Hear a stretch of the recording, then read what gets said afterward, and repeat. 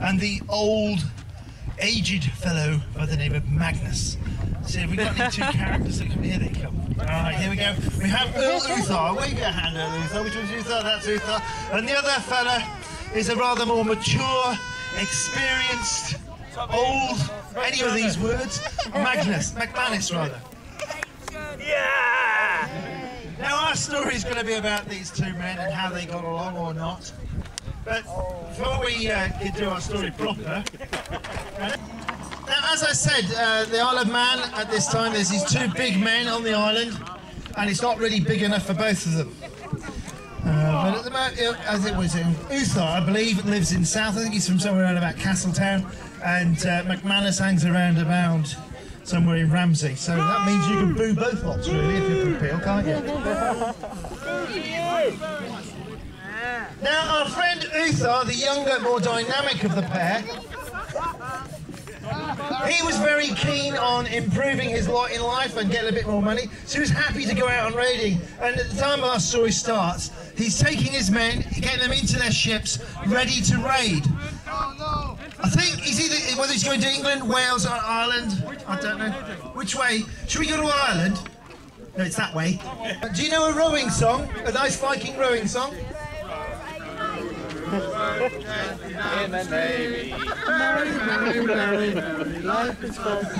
Very grown up, aren't they? Anyway, they went out into the Irish Sea, braving the storms and the waves. Do you want to sit down? So they braved the storms and the waves until eventually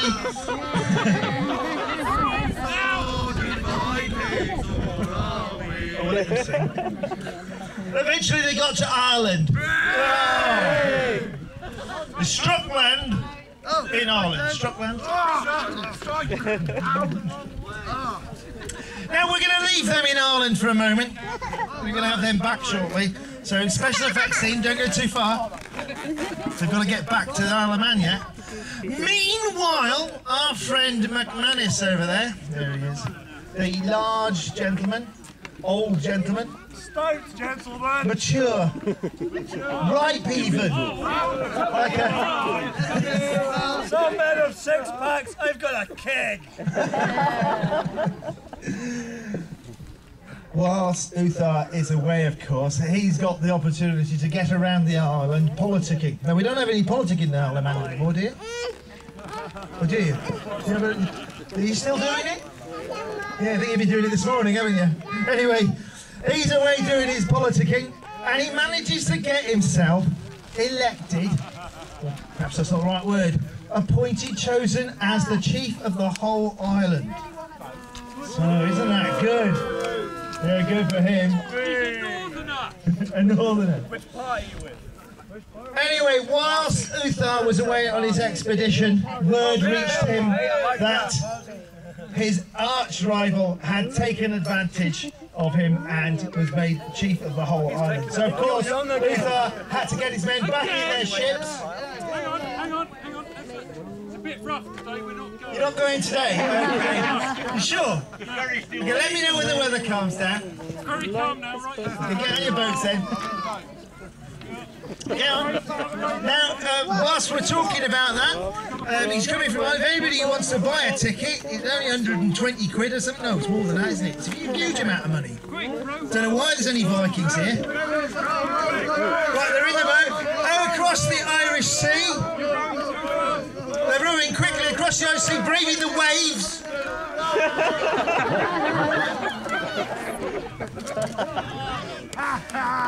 Until eventually they arrive back in the Isle of Man, and there Uthar, with the cry of "once more onto the beach, dear friends," leads his men ashore. It's dry here.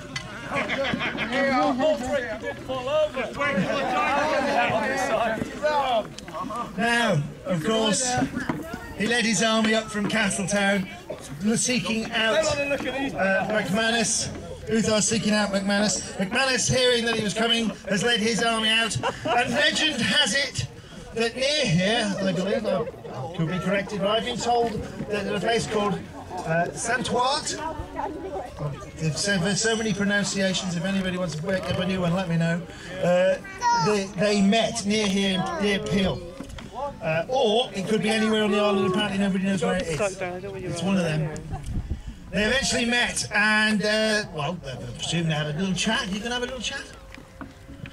To decide if they were going to sort their problems out. Go on. It doesn't look like it's getting on very well. Right, okay. They're trying to settle it like children. It looks like they're going to have to settle it like... Eventually, having washed off the salt water in rainwater, the two armies, bedraggled, come to meet one another at Saint-Ouen, where a fierce, vicious battle is going to ensue. Are they going to wiggle their bums at one another, one of the two?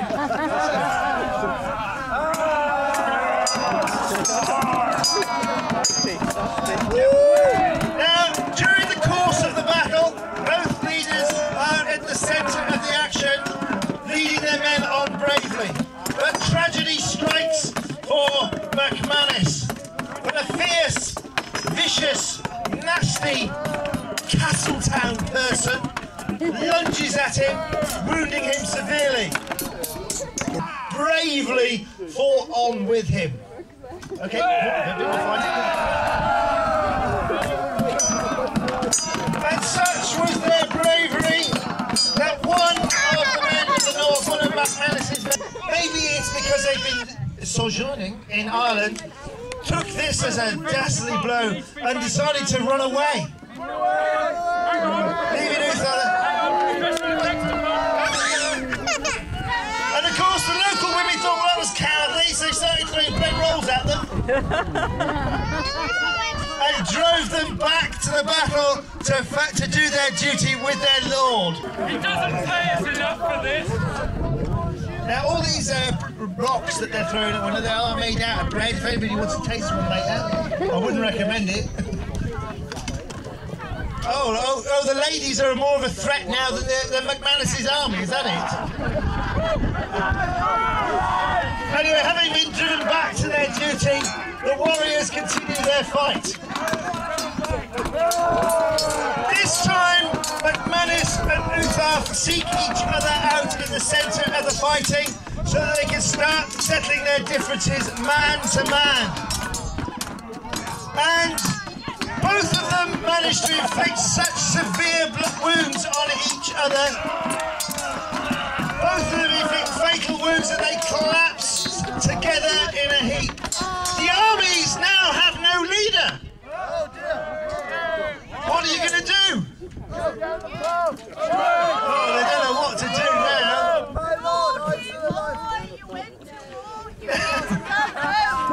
The ladies, of course, fed up with seeing their men playing silly games and going in there and taking away their men, bringing them back home to do the dishes and put the bins out, or whatever it was they did back then. I don't do dishes, I do war! The two chieftains are left there. Now, you might think this is a little strange, but in those days people didn't fight for country, they only fought for king or chieftains. And if they are dead, there is no point in fighting. So this is the end of our story. Push them, they might fall over if you push on them. Look at your weak leader. He's still alive. And now, ladies and gentlemen, is basically the story, apparently, from what I've been told, the story of the battle at Saint-Ouen, where the women did intervene a couple of times in the battle and take their men home. Mind you, you guys, you're all bachelors. Unloved, no one likes you. Are there any ladies who would like to help themselves to these? If you